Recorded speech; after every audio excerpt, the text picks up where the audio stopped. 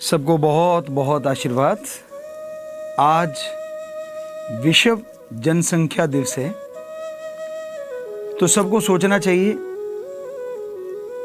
जिस तरह बाढ़ आती है, आज इस धरा पे जनसंख्या की बाढ़ आ रही है। दिनों दिन इस बाढ़ की वजह से बहुत कुछ बदलता जा रहा है। प्रकृति खत्म होती जा रही है और इंसानियत खत्म होती जा रही है। जितने लोग ज़्यादा हो रहे हैं धरती पे, उतने झगड़े बढ़ रहे हैं, टेंशनें बढ़ रही हैं, चिंताएं बढ़ रही हैं, बीमारियां बढ़ रही हैं। तो ये बहुत ज़रूरी है कि जनसंख्या को कंट्रोल किया जाए। जैसे अगर आपका एक बच्चा है तो सामने वाले का भी एक है, दो घर से एक घर हो गए, उससे आपका फाइनेंशियली भी फायदा है। कहाँ दो जगह बंटा था, कहाँ दोनों एक हो गई, दोनों की जो प्रॉपर्टी है वो एक को ही आ गई। तो इसी तरह आप सोचने की कोशिश करें, जनसंख्या कंट्रोल करना अति जरूरी है। कई लोग ये कह देते गुरुजी, अगर एक बेटी हो तो क्या बेटी से वंश नहीं चलता? जो लोग कहते हैं कि बेटी से वंश नहीं चलता, उन्हें सोचना चाहिए कि बेटियां और बेटों में फर्क कहां है। हम आप लोगों से सवाल पूछते हैं, बेटे के अंदर खून किसका होता है? माँ बाप का।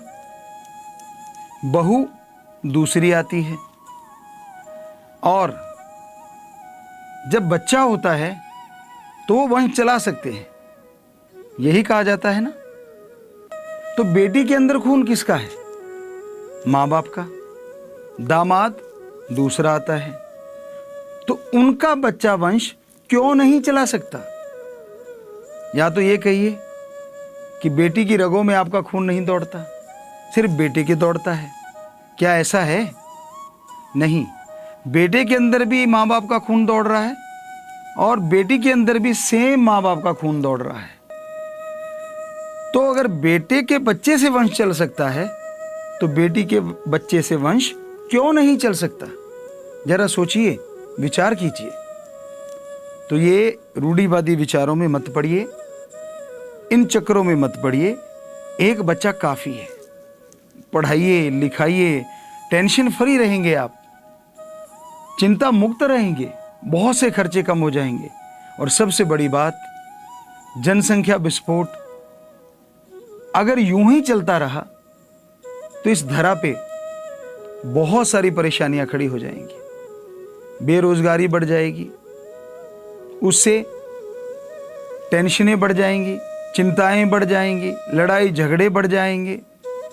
और ज्यादातर चाहवान जो लड़कों के हैं, वो ही जनसंख्या को ज्यादा बढ़ावा दे रहे हैं। अब दो बेटियां हो गई, एक चांस और लेते हैं, तीसरी भी बेटी हो गई, एक और लेते हैं। यूं करते करते चार पांच बच्चे हो जाते हैं।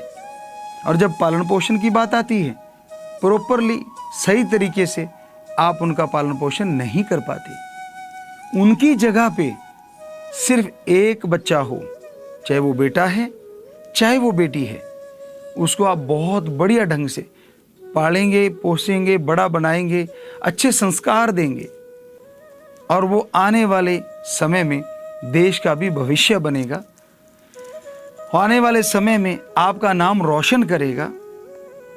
इसलिए आज से आप लोग ये सोचें, विचारें और प्रण करें कि हमने कंट्रोल करना है, जनसंख्या को बढ़ने से रोकना है।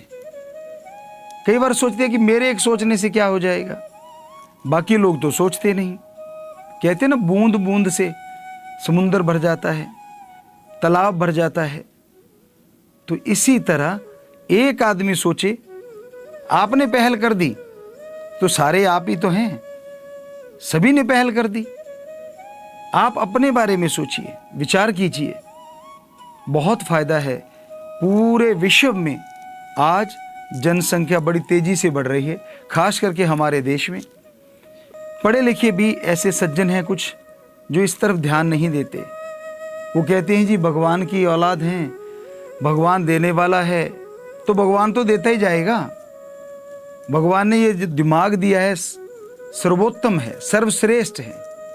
इसकी सोच से हम अपने कर्म अच्छे बुरे बना सकते हैं।